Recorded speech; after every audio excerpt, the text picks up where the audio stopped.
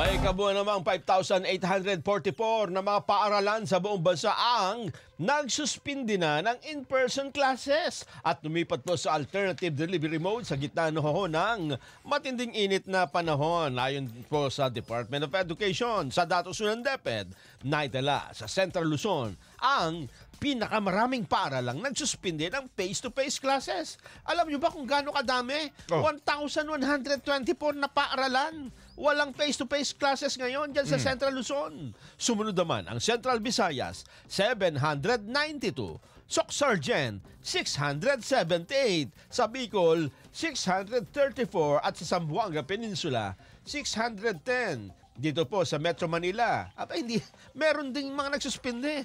306 na mga paaralan.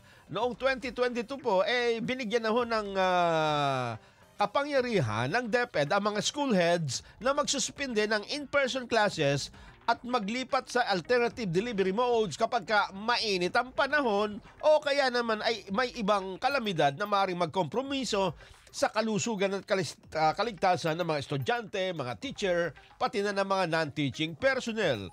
Pwede rin yung mga regional directors at superintendents na ilipat ang class schedule ng mas maaga o kaya naman mas late sa hapon kapag mataas ang temperatura.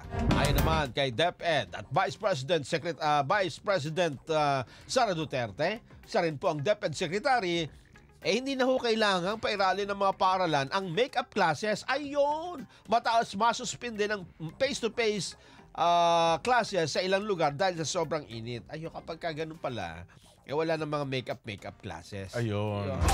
Init na eh. Lusaw ang make-up mo sa ganyan. Yun nga. Lusaw ang make-up. Maghuhuli.